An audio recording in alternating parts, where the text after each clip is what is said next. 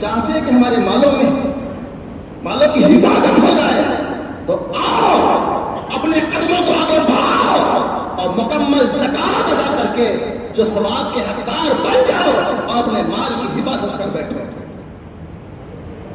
اپنے مال کی زکات غریبوں مسکینوں میں دیں۔ عام طور پہ رواج کیا چل پڑا ہے، زکات نکال لی، نکالنے کے بعد میں جو بھی مانگنے والا آیا اس کو دے دیا تھوڑے، جو بھی مانگنے آیا اس کو تھوڑے دے دیے، جو بھی مانگنے آیا اس کو تھوڑے دے۔ اس کی کیا گارنٹی ہے جسے تم دے رہے ہو مال کے نصاب نہیں ہے؟ کیا گارنٹی ہے اس کی؟ اور اگر وہ مال کے نصاب نکلا تو تمہاری ساری زکات پر پانی پھر گیا۔ زکات اسی لیے نچو خیروں کو دینے کی ضرورت نہیں، بلکہ بہت تحقیق کر کے جو حقدار ہے اس تک پہنچانے کی ضرورت ہے۔ اور اگر آپ کے پاس حقدار نہیں پہنچ رہا ہے، آپ کسی حقدار کو تلاش نہیں کر پا رہے ہیں، تو آپ کے سامنے آپ کا مدرسہ کھڑا ہوا ہے، اس کی ذمہ داری اور اس کے اخراجات اٹھانے کے لیے آپ کی زکات اور فطرہ کام آنے والی ہے۔ یاد رکھیں، زکات کے ساتھ ساتھ میں جو فطرہ ہے، فطرہ وہ بھی ہر انسان پر نہیں ہے۔ صدقہ فطر بھی مال کے نصاب پر ہی ہے۔ عام طور پہ ہمارا معاشرہ یہ پہنچ گیا، غریب سے غریب آدمی جو خود دوسروں سے زکات لے رہا ہے، جو خود دوسروں سے فطرہ لے رہا ہے، وہ بھی اپنا فطرہ نکالتا ہوا نظر آتا ہے، اور اسے بتایا کیا جاتا ہے کہ جس نے اپنا فطرہ نہیں ادا کیا اس کے روزے رب کی بارگاہ میں قبول نہیں ہوں گے۔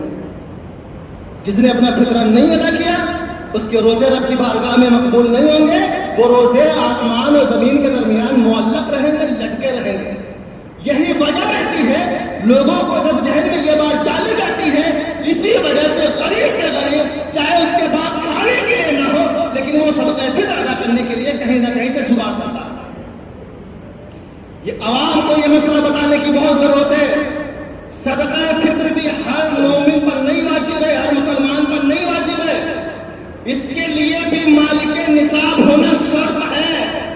جو مالک نصاب ہے اس پر ہی صدقہ فطر واجب ہے، اور مالک نصاب ہونے کے باوجود، صدقہ فطر واجب ہونے کے باوجود اگر وہ ادا نہیں کرتا ہے تو اب اس کے جو روزے ہیں وہ آسمان اور زمین کے درمیان معلق رہیں گے۔ لیکن جو مالک نصاب ہی نہیں ہے، جس کے اوپر سرے سے صدقہ فطر واجب ہی نہیں ہے، تو اس کے ادا کیے بغیر اس کے روزے کیسے معلق ہو سکتے ہیں؟ اس کے روزے کیسے آسمان کے درمیان، زمین آسمان کے درمیان معلق ہو سکتے ہیں؟ لوگوں میں اس مسئلے کو بتائیں۔ صدقہ فطر بھی اسی پر واجب ہے جو مالک نصاب ہے، اور روزے بھی اسی کے آسمان اور درمیان کے درمیان معلق ہوں گے جو مالک نصاب اور صدقہ فطر کے حقدار ہیں وہ ادا نہیں کرتے ہیں۔ لیکن جو غریب طبقہ ہے جس کے خود کھانے کے لاڑے پڑے ہوئے ہیں، اس کو جو ہے فطرہ ادا کرنے کی ضرورت نہیں ہے۔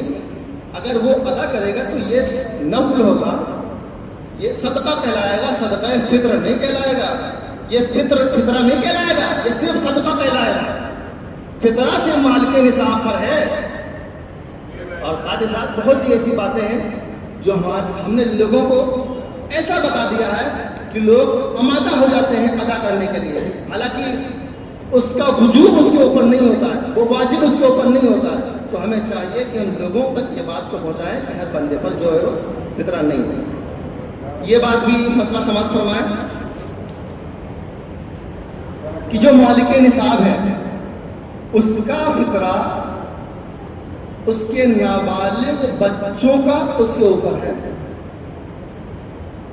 باپ پر اس کے نابالغ بچوں کا، چاہے وہ عید کے دن ہی کیوں نہ پیدا ہوا ہو یا ایک دن قبل ہی کیوں نہ پیدا ہوا ہو، اس کے والد پر ہے کہ نابالغ بچوں کا، تقریباً وہی 10 سے 12 سال کے جو چھوٹے بچے ہیں، ان کا جو ہے باپ پر واجب ہے ادا کرنا، نہیں ادا کرے گا تو گنہگار ہوگا۔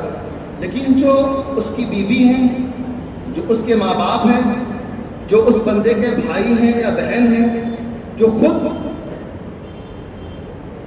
مالک نصاب ہے، مالک نصاب نہیں ہے تو ان پر تو واجب ہی نہیں ہے، لیکن اگر مالک نصاب ہے تو ان پر الگ واجب ہے، ان پر الگ واجب ہے۔ ہاں، اگر گھر کا بڑا بیٹا اپنی طرف سے ادا کرنا چاہ رہا ہے، جس پر واجب ہے سب کا ادا کرنا چاہ رہا ہے، تو اس پر لازم ہے کہ وہ سب کو بتا کر کے ادا کرے۔ بیوی پر بھی واجب تھا اپنے بچوں کو اور بیوی کا ادا کرنا، تو بیوی کو بتا دے کہ میں نے تمہاری طرف سے صدقہ فطر ادا کر دیا ہے۔ ماں باپ پر بھی اگر واجب تھا تو ان سے بھی بتا دیں کہ ہاں ہم نے تمہاری طرف سے ادا کر دیا۔ بتا دے گا تب ان کی طرف سے ادا مانا جائے گا، اور نہیں بتایا ادا کر دیا تو وہ نہیں مانا جائے گا، وہ ماں باپ یا بیوی تب بھی گنہگار رہیں گے۔ تو ہمیں چاہیے کہ ہم آپ زیادہ سے زیادہ